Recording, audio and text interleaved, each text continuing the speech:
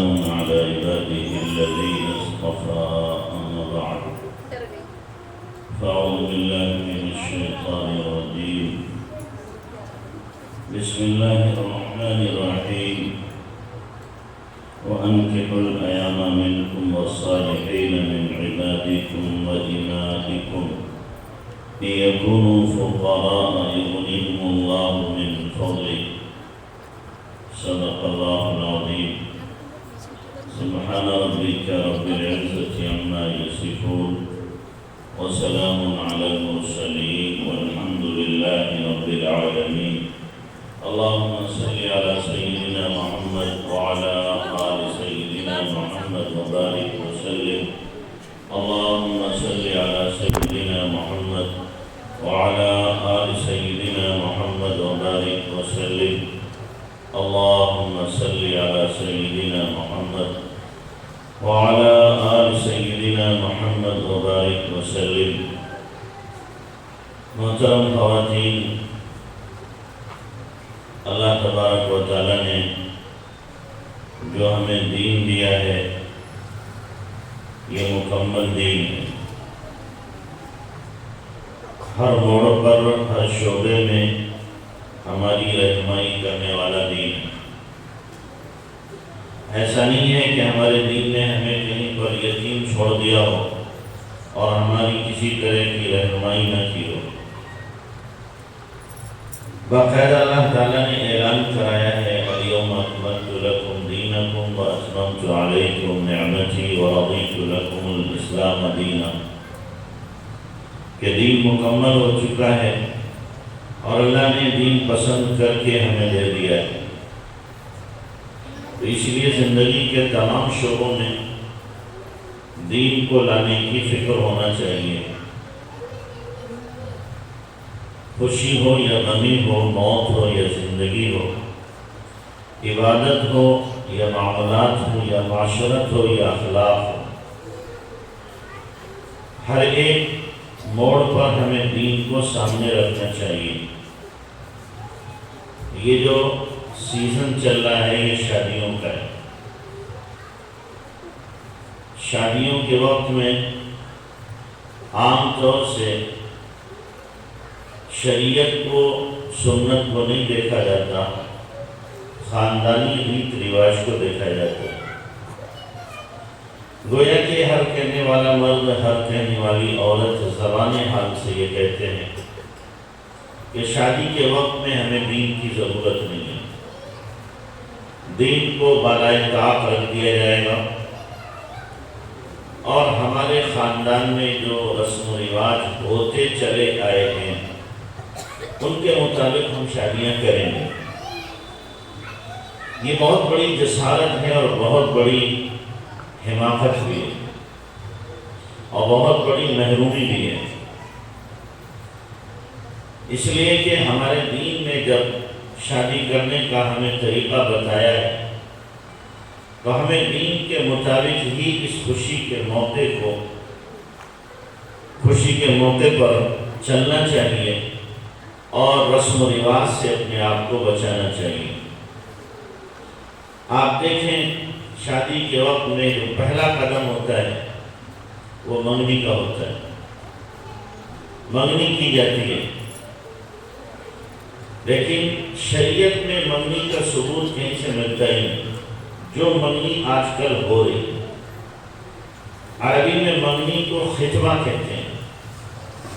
صرف اتنا تصور تھا کہ لڑکے والا لڑکی والے کے یہاں اپنی اظہار رضامندی کر دے کہ ہمیں آپ کی بچی پسند ہے اور اس کو ہم اپنے بیٹے کی زوجیت میں لینا چاہتے ہیں، یا لڑکا جا کر کے خود بھی کہہ سکتا ہے۔ صحابہ کے واقعات میں ملتا ہے کہ خود جا کر انہوں نے پیغام دے دیا ہم آپ کی بچی سے نکاح کرنا چاہتے ہیں، اور ان کے باپ نے نکاح کر دیا۔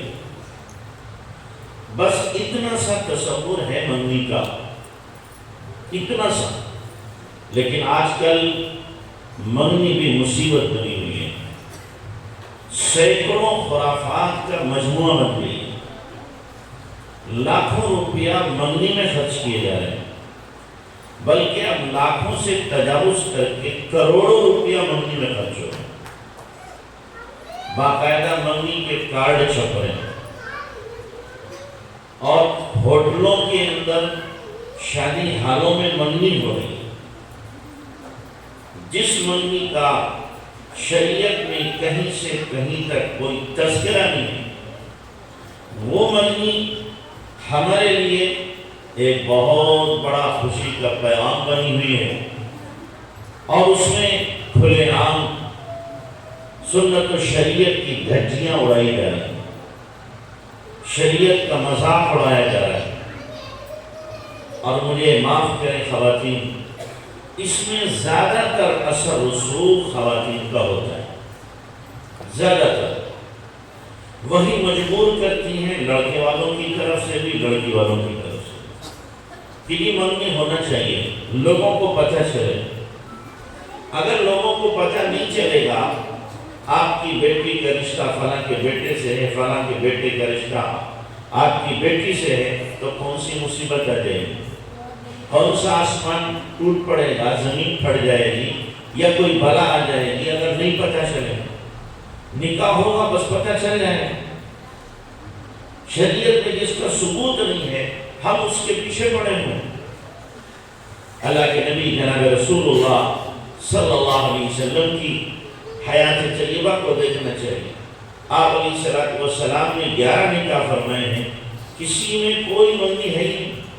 پہلا نکاح ہوا حضرت خدیجہ کبریٰ رضی اللہ تعالیٰ عنہ سے، تو حضرت خدیجہ نے خود اپنے غلام میسرہ کے ذریعے سے آپ کو پیغام پہنچا دیا نکاح کا کہ ہم آپ سے نکاح کرنا چاہتے ہیں۔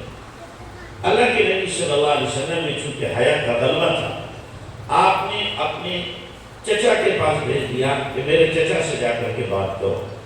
خواجہ ابو طالب سے بات کی گئی، انہوں نے رضامندی کا اظہار کیا، اور پھر 2-4 دن میں نکاح ہو گیا۔ کوئی منگنی نہیں، کوئی لین دین نہیں تھا۔ اگر لین دین ہوتا تو حضرت خدیجہ رضی اللہ تعالیٰ عنہ تو مکہ اور طائف کی سب سے امین ترین عورت تھی، وہ سب کچھ دے دیتی۔ اللہ کے نبی علیہ السلام کے حالات سے واقف تھی، لیکن نہیں، نبوت ملنے سے پہلے یہ نکاح ہو رہا ہے، نبوت ملنے سے پہلے نکاح ہو رہا ہے۔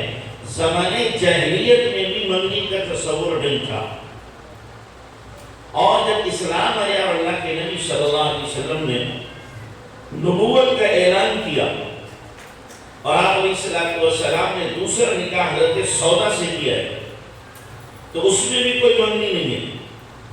تیسرا نکاح حضرت عائشہ رضی اللہ تعالیٰ عنہ سے کیا ہے، اس میں بھی کوئی منگنی نہیں ہے، جبکہ حضرت ابوبکر صدیق رضی اللہ تعالیٰ عنہ تو کروڑ پتی صحابی تھے، اسلام لائے ہیں تو کروڑ پتی تھے، اور اللہ کے نبی علیہ السلام کے جانثار تھے۔ اگر آپ کہتے کہ نہیں ہمیں فلاں چیز چاہیے، ابوبکر دلا کر کے آپ کے قدموں میں ڈال دیتے، لیکن اس چیز کا تصور ہی نہیں تھا۔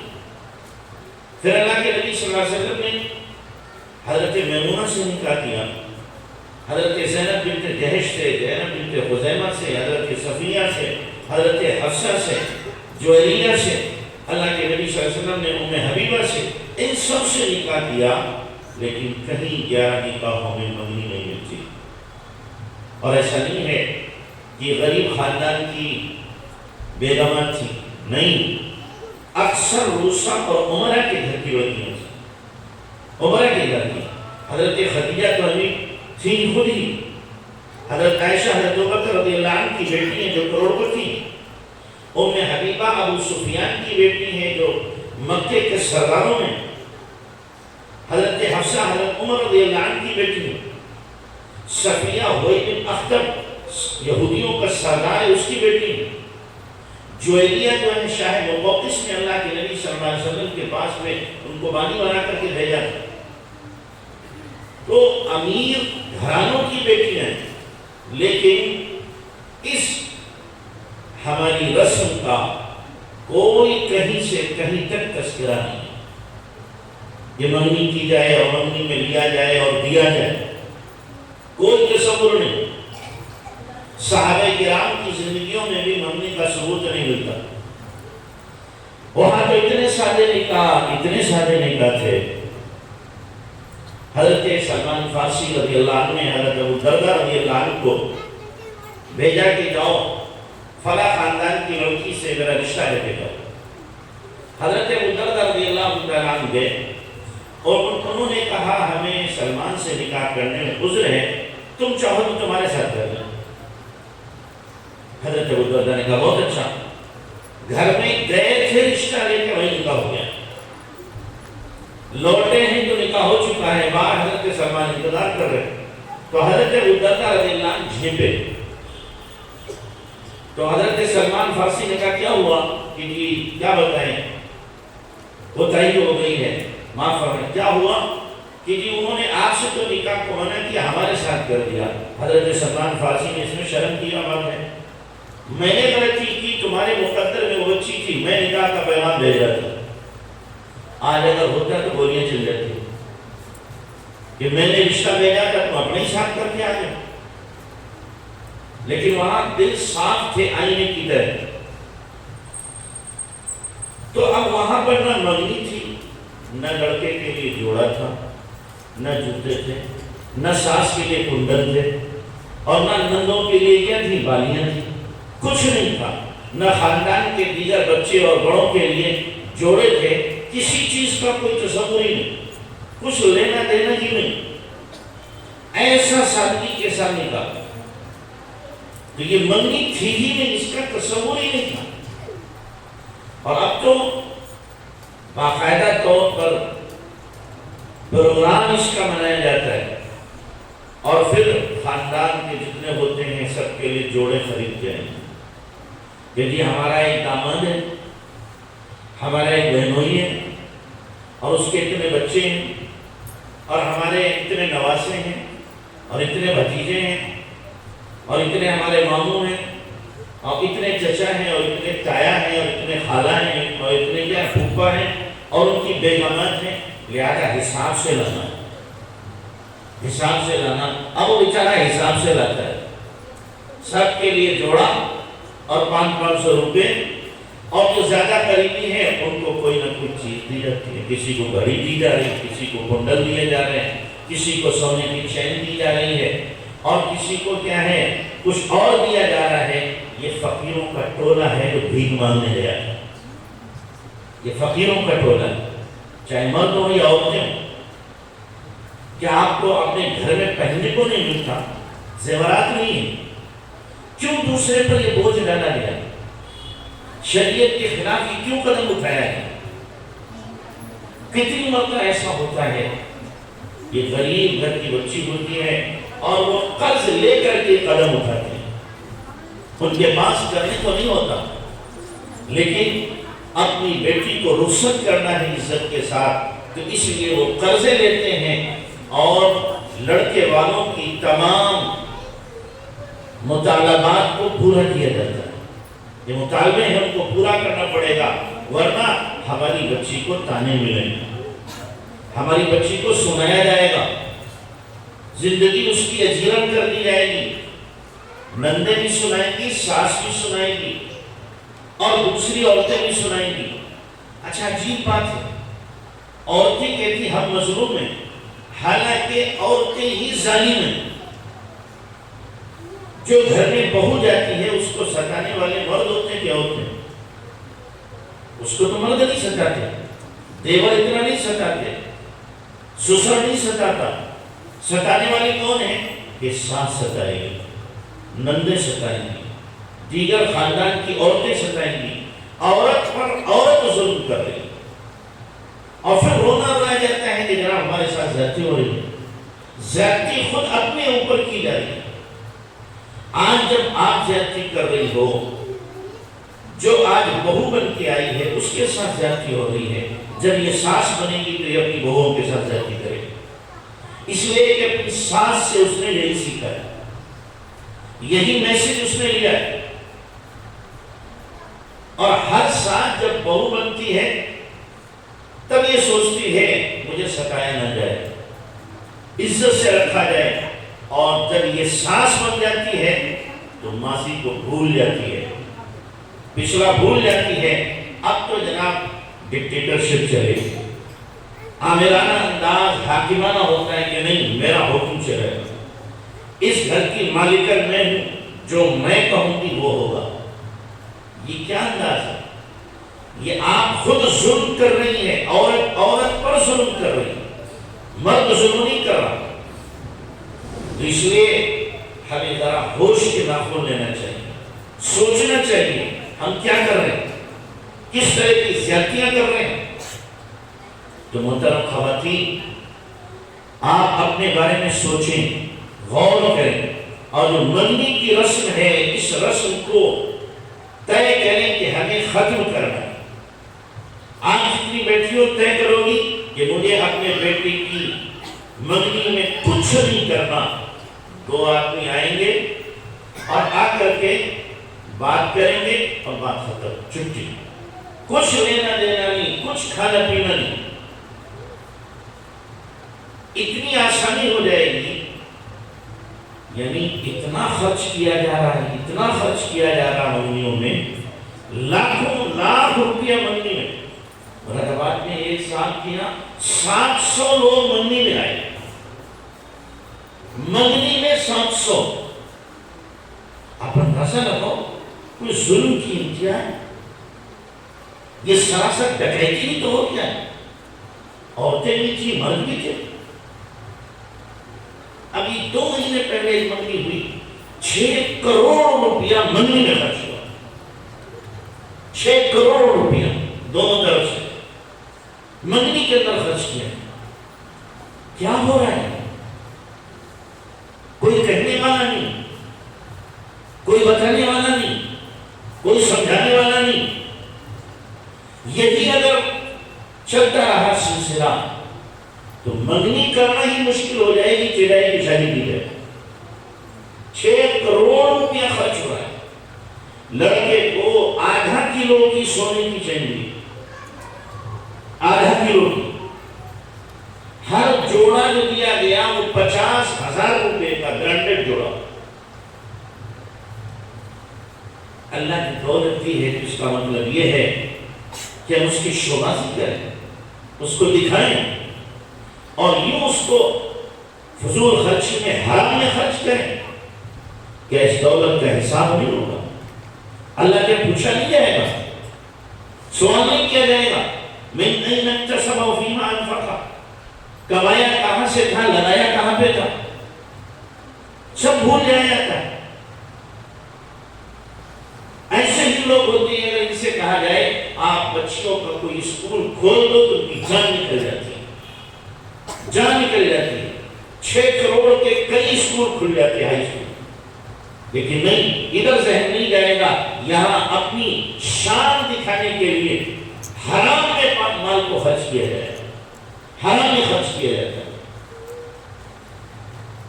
ہماری بچیاں مرتد ہوں یہ گوارا ہے، لیکن ہماری شان و شوکت پر کوئی فرق نہیں آنا چاہیے، کوئی آنچ نہیں آنا چاہیے. اس لیے سادگی پہ لاؤ.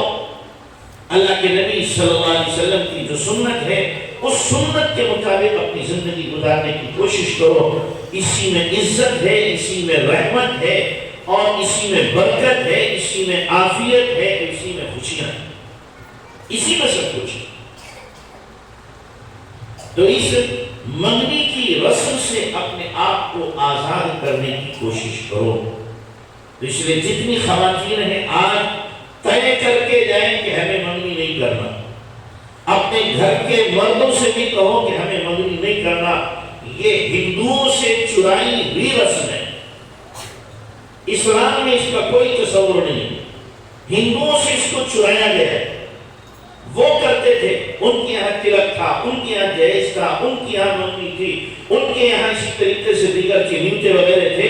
ہم نے ان سے لیا اور ہم نے اس کو سمجھ لیا یہ بھی کوئی حصہ ہے دین کا اور شادی کا. حالانکہ یہ تو کوئی دین کا حصہ نہیں، کوئی شادی کا حصہ نہیں. تو ہر طرح کی رسومات سے آزاد کرنا. آج کی مجلس میں صرف مجھے یہی ایک بات کہنی ہے کہ منگنی سے اپنے آپ کو بچاؤ. اور منگنی میں اگر آپ کو بلایا جائے صاف انکار کر دو کہ منگنی کرنا جائز نہیں. صاف کہو ناجائز ہے اور ناجائز کام میں ہم شرکت نہیں کریں گے. جواز کا کوئی دائرہ اس میں ہے ہی نہیں، بالکل ناجائز ہے. آپ سوچو 20 ٹوکری گھروں کی جا رہی، 50 جوڑے جا رہے ہیں، 100 جوڑے جا رہے ہیں، اور پھر ادھر سے آ رہے ہیں. یہ کیا ہے تماشا؟ یہ کیا تماشا ہے؟ یہ مسلمان ہے یا کچھ اور ہے؟ کہیں اپنے آپ کو نبی کا امتی، کہیں نبی کا عاشق، کہیں نبی سے پیار کرنے والے ہمیں، اور ہمارا طرز زندگی یہ، ہمارا طریقہ یہ غیروں والا. کہاں گئی محبت؟ کہاں گیا عشق؟ کہاں گیا نبی سے تعلق؟ کہاں گیا سنتوں پر عمل؟ تو اس لیے خدا کے واسطے اپنی آنکھیں کھولو، اپنی آنکھیں کھولو اور اپنی بہنوں کو بچانے کی کوشش کرو. بہنوں کو بچانے کی کوشش کرو. جن کے پاس کچھ نہیں ہے وہ اپنے ہاتھ کیسے پیلے کرے. ہمارے جاننے والی تھی، ہماری مرحومہ جب زندہ تھی تو ایک بیوہ عورت کی 5 بچیاں، صرف میں نے 4,000 3,000 میں ان کو گھروں سے رخصت. 5 بچیوں کو، کسی کے نکاح میں 4,000 روپیہ، کسی کے نکاح میں 5,000 روپیہ، کسی کے نکاح میں 3,000 روپیہ. 5 بچیاں ایسے رخصت ہیں. اب ان کے پاس نہیں ہے جہیز کے لیے، ان کے پاس نہیں ہے 20,000 50,000 داماد کو دینے کے لیے کہ جناب کہ اس کے جوتے اور کپڑے بنانے ہیں. ان کے پاس نہیں ہے کہ جناب ہم منگنی کریں گے اور منگنی میں تم 1 لاکھ خرچ کرو. اور جن کے پاس ہیں وہ سانپ بن کر کے بیٹھے ہوئے ہیں، صحیح جگہ پہ خرچ کرنے کی ہمت نہیں ہوتی، ہمت نہیں ہوتی. 20 لاکھ 50 لاکھ خرچ ہو رہے ہیں. کتنی بچیوں کے ہاتھ پیلے ہو جائیں گے، رخصت ہو جائیں گی اگر اس مال کو بچا کر کے اور تحقیق کرنے کے بعد میں ان کے نکاح کر دیا جائے. ابھی ایک نکاح سال پورے میں ہوا ایک بچی کا، سب کچھ کیونکہ تھا ہی نہیں، نہ لڑکے والوں کے پاس نہ لڑکی والوں کے پاس میں، تو گھر بسانے کے لیے 65,000 میں شادی ہو گئی. 65,000 میں شادی ہو گئی. سامان بھی ضرورت کے دے دیا گیا اور 30-35 لوگوں کا کھانا ہو گیا 65,000 میں. پھر انہوں نے محلے والوں نے اعلان کیا ایسی شادیاں ہم کریں گے. تو 4-5 آگے پہ ہم بھی اپنی بیٹی کی ایسی کریں گے، ہمارے پاس بھی کچھ نہیں.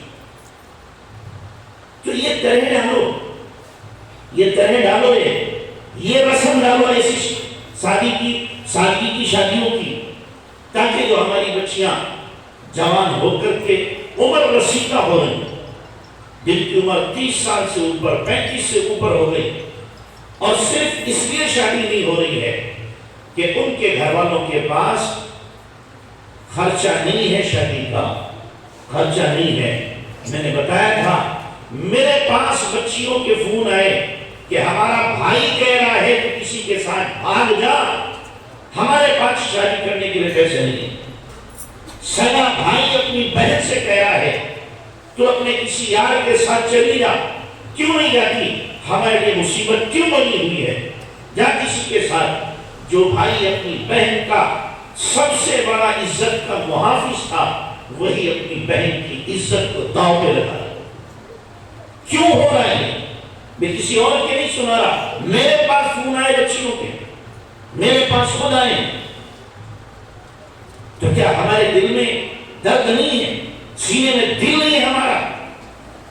ہمیں کسی طرح کی فکر نہیں ہو بچیوں کی کہ یہاں تک نوبت پہنچ گئی ہے کہ ہماری بچیوں سے بھائی کہہ رہے ہیں ہماری مہنگی شادیوں کی وجہ سے. اب بھی ہم قدم پیچھے نہ ہٹائیں، ابھی ہم سنت پہ نہ آئیں، اب بھی ہم شریعت پہ نہ آئیں، تو کس دن آئیں گے آخر؟ کیا ہم اپنی آنکھوں سے یہ منظر دیکھنا چاہتے ہیں ہماری نگاہوں کے سامنے بچیاں جا رہی ہوں بدکاری کرنے کے لیے یا غیروں کے ساتھ جا رہی ہوں کہ ہمارے پاس پیسے نہیں تھے ہمارے باپ کے پاس بھائی کے پاس کہ وہ رخصت کرتے، اس لیے ہم اسلام چھوڑ رہے ہیں اور اس لیے ہم بدکاری کے اڈوں کو آباد کر رہے ہیں؟ خدا کے واسطے باز آؤ، آنکھیں کھولو اور ان رسومات سے اپنے آپ کو آزاد کرو. جو اسلام کی سادگی اور اسلام نے ہمیں جو سادہ زندگی سکھائی ہے اور شادیوں کی خرافات سے جو ہمیں بچایا ہے، اپنے آپ کو بچا کر سادگی پر لانے کی کوشش کرو۔ آج کی مجلس میں صرف مجھے یہی ایک بات عرض کرنی تھی، دیگر مجالس آتی رہیں گی، باتیں آپ کے سامنے آتی رہیں گی۔ اللہ مجھے بھی آپ کو بھی عمل کی توفیق عطا فرمائے۔ وآخر دعوانا الحمدللہ۔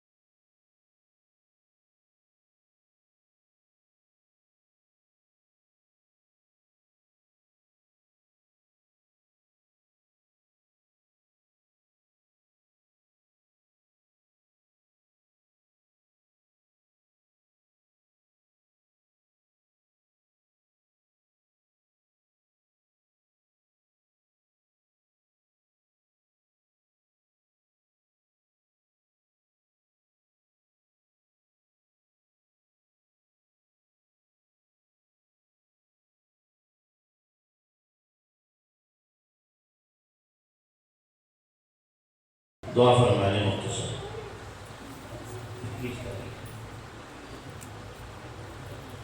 اگلے مہینے کی 21 تاریخ جمعے کے دن انشاءاللہ 21 نومبر کو پروگرام ہوگا، 3 بجے سے آپ تشریف لائیں، جلدی آنے کی کوشش کریں۔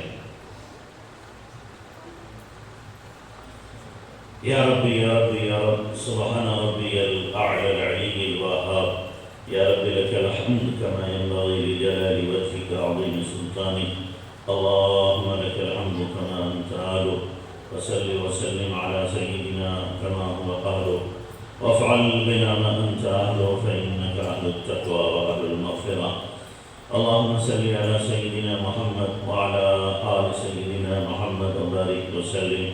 ربنا ظلمنا انفسنا وإن لم تغفر لنا وترحمنا لنكونن من الخاسرين، ربنا لا تزغ قلوبنا بعد إذ هديتنا وهب لنا من لدنك رحمة إنك أنت الوهاب، يا حي يا قيوم يا ذا الجلال والإكرام، يا الله يا كريم يا رحمن يا رحيم، لا إله إلا الله الحليم الكريم، سبحان الله رب العرش العظيم، والحمد لله رب العالمين، نسألك موجبات رحمتك وعزائم مغفرتك والغنيمة من كل بر والسلامة من كل إثم، لا تدع لنا ذنبا إلا غفرته، ولا هما إلا فرجته، ولا كربا إلا نفسته، ولا ضرا إلا كشفته، ولا مريضا إلا شفيته، ولا دينا إلا أديته، ولا حاجة من حوائج الدنيا والآخرة هي لك رضا ولنا فيها صلاحا إلا قضيتها ويسرتها يا أرحم الراحمين۔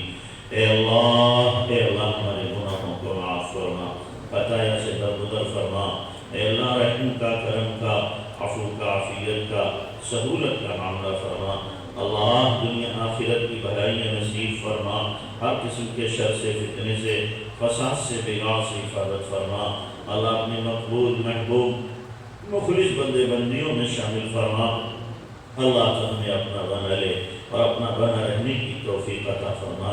اے کریم کرم کا معاملہ فرما۔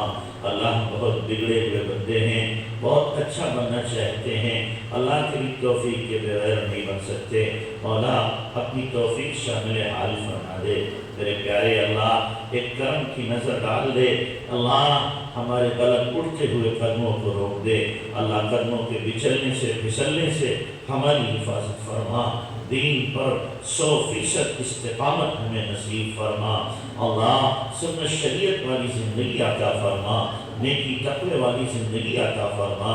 اے میرے اللہ ہمیں اولاد کے غموں سے بچا دے، اولاد کے دکھوں سے بچا لے، اولاد کے سکھ ہمیں عطا فرما۔ ہماری اولاد کو دیندار، اطاعتشار، دین کا مددگار و خدمتگار بنا دے۔ اللہ قیامت تک کے لیے ہماری نسلوں میں دین کے باقی رہنے کے فیصلے فرما۔ اے میرے اللہ کریم آقا، یہ ہماری مائیں بہنیں آئی ہوئی ہیں، اللہ ان کے اندر نیک جذبات پیدا فرما دے۔ اللہ حیا عفت پاک دامنی کی ان کو دیوی بنا دے۔ اے اللہ اپنے بچوں کی دینی رہن سازی، دینی تربیت کی توفیق عطا فرما۔ اللہ ایک خاتون بنتی ہے پورا خاندان سنور جاتا ہے، ایک خاتون بگڑتی ہے خاندان بدنام ہو جاتا ہے۔ اللہ ہماری ماں بہنوں کو نیک نامی کا ذریعہ بنا دے۔ اللہ اپنی بہنوں کی تربیت اور اصلاح کرنے والا اور ان کو اللہ ایمان پر استقامت کی دعوت دینے والا بنا دے۔ اے میرے اللہ کریم آقا ہماری اس مل بیٹھنے کو قبول فرما لے۔ اللہ جو کہا گیا، جس رسم پر توجہ دلائی گئی، اللہ اس پر ہم سب کو عمل درآمد کرنے کی توفیق عطا فرما۔ اللہ حقیقی سنتوں پہ چلنا نصیب کر دے۔ پیارے اللہ کریم آقا دل تو بہت چاہتا ہے، پر ہمارا نفس اور شیطان اور گندی عادتیں ہمیں سنت پر نہیں آنے دیتی۔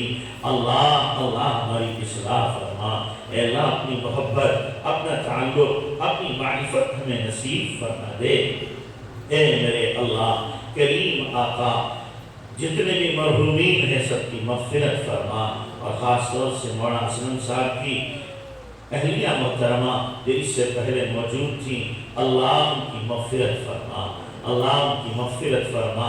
ہمارے اس جلسے کو اور اس بیٹھنے کو ان کی مغفرت کا، اللہ درجات کی بلندی کا ذریعہ بنا دے۔ اللہ کریم ان کو قبر میں کروٹ کروٹ سکون عطا فرما، پل پل راحت عطا فرما۔ اے اللہ اپنے جوار رحمت میں جگہ نصیب فرما، درجات عالیہ انہیں نصیب فرما۔ پیارے اللہ ان کی نیکیوں کو قبول فرما، ان کی سیاحت سے درگزر فرما، اور تمام خواتین کو اسی طریقے سے نیکی والی زندگی داعیانہ صفات کے ساتھ دین کو باقی رکھتے ہوئے گزارنے کی توفیق عطا فرما۔ میرے اللہ انہوں نے جو خیرات چھوڑی ہیں اور نیکی کے نقوش چھوڑے ہیں، اللہ ان کو قیامت تک کے لیے دوام نصیب فرما۔